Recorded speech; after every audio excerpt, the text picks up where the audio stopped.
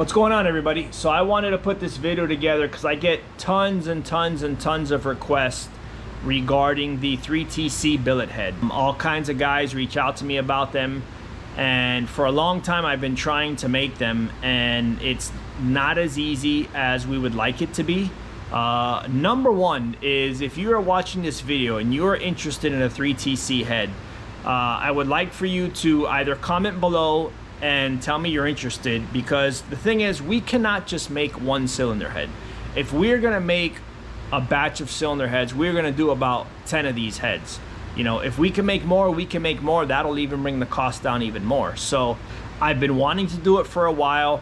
Yes, the heads you see here, a lot of people, I get customers that send me in their heads to redo.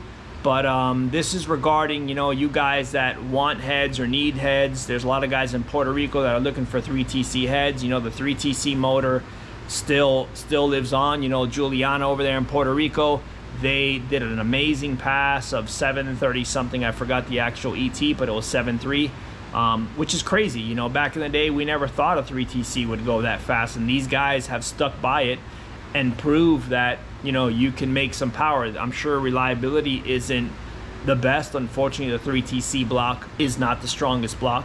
It just wasn't built for that. But either way, hey, they did it, so it doesn't matter. We hope to go faster with Billy's Ogami Racing Corolla. We are pumped to, you know, hopefully the track, the next time we race the car, will be in much better shape.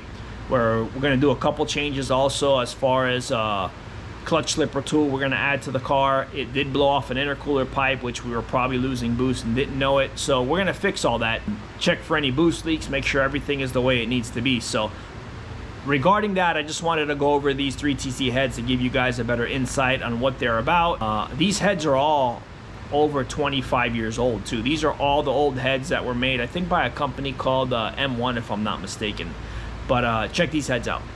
All right, so this first head came to us from up north. I won't reveal any names. That way the customer, you know, that's up to them to do any kind of publicity they want on their own motors. But this head came to us from up north, and it was, I wouldn't say it was damaged, but it was run for a really long time. And he seemed that he just wasn't making the power that he felt the car should be making. So I told him, man, you know, there's tons of power to be had in the cylinder head. I mean, this is where it's all at.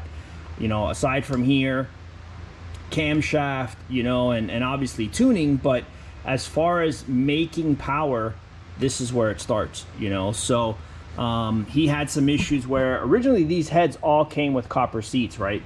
And for some reason, whoever worked on the head before had put in steel seats on the intake side.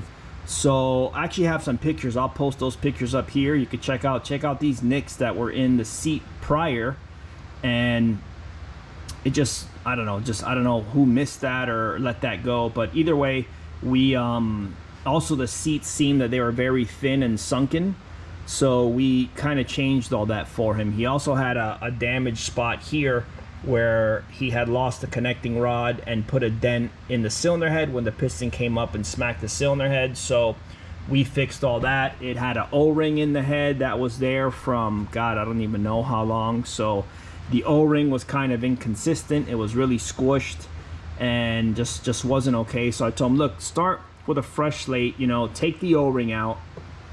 Let's weld up where the O-ring was. Unfortunately, here you see some small little tiny pits, man. It's so hard whenever you got to weld a head. We took the O-ring out, welded it all. His combustion chamber was a little bit big, so what we did was we welded up behind the seat to bring the seat up a little bit so we can get the valve face up a little higher to give him a little bit more compression.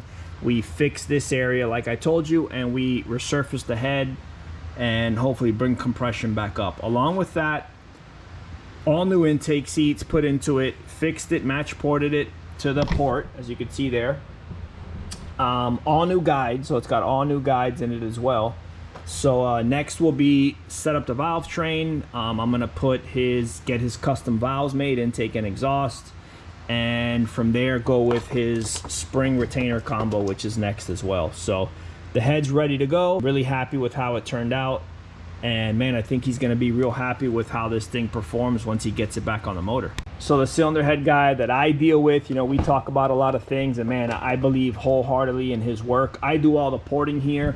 I don't have the machinery to do valve jobs and hone guides and do all that, so that does get sent out. But I think he's going to be pleasantly surprised when he puts this thing on the car and realizes how the motor just comes to life. He says something was really off with the exhaust valve job as well.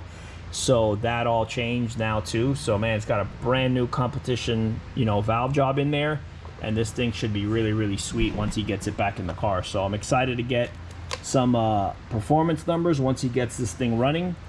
And again, guys, I know everybody wants these things. Trust me, I want to duplicate them. One of the biggest issues I have is I hate to build this head. And these heads are just a complete copy of a stock 3TC head. There is nothing special with these 3TC billet heads other than them being billet. There is zero performance mods to them other than just a billet piece so they don't bend. You know, factory 3T heads are very weak. They tend to bend all the time. These things do not bend. But what I would love to do is, you know, raise the intake port some. You know, maybe that's something that can be done. Leave the same pattern so a lot of guys don't have to change their intake setups, because that's a big deal as well. You know, maybe we can, even if we move the port up just a little bit, you know, just to give us something, you know, even in the exhaust side as well, you can see how low the port is here. If we can move the port up just a little bit to give us a better angle, that's going to make more power. But a lot of guys kick and scream and they don't want that. So I don't know. Again, if you leave a comment down below, tell me what you guys think. If the majority of people are willing to take a chance and move some port angles and do some stuff there, you know, we can try that. So that's another option. Okay, and here is the head for Billy's car, the Ogami Racing Corolla with the 3TC. So this thing is ready to go. We went through it just to make sure everything was happy, made sure we didn't have a valve guide that was sticking or anything funny kind of going on. Spring pressures all look good as well. So we just wanted to clarify that everything was happy in the head. We did a quick little valve job on it, put it back together, and here you can see the bottom side, you know, cleaned up, ready to go. We do run a titanium intake valve in this head with a standard Inconel exhaust valve. So that's something a little different that we do. Most guys won't want to do that because these valves are very, very expensive. I want to say each one of these valves is about, man, I want to say close to $165 a piece. So with good old inflation and this day and age, nothing is cheap anymore. So yeah, just in valves alone, you're talking over 600 bucks on just the intake side. So that's not for your average person. Again, exhaust valves and springs came from our good buddy over at Pro Valve Racing. Thank you, Ralph. You can see there you got the Pro Valve emblem. But yeah, here's the head ready to go. It's gonna be sent over to Hilo. I'm gonna box it up. I just wanted a quick video for you guys to check it all out. You guys can see what we're running here. One of the things I did on this head also was, when they built the billet head, I don't know why they did this also, they made this top section of the exhaust port very, very thin. So if you look at that line right there, that line used to be where this was machined to. So we lost a lot of surface area for the gasket, you know, which is kind of dumb. So I went in here and welded this up. I mean, I didn't, you know, I didn't machine it back or anything, but it gave me more surface area so I don't have to worry about a gasket blowing out. So I don't know why. Same here on the sides, you can see how thin it is. You know, here's the other head, and you can see, you know, why not machine this wider so we have more surface area to seal the gasket? I don't know, just again, one of those things that you think about it after and you're like, damn, yeah, we could have done that, you know. I know weight, they wanted to take weight out of it, but not out of a critical area like that. So here you see the intake side. So yeah, man, we are excited to get this thing back on the car and hopefully make some passes real soon to see what this thing can do.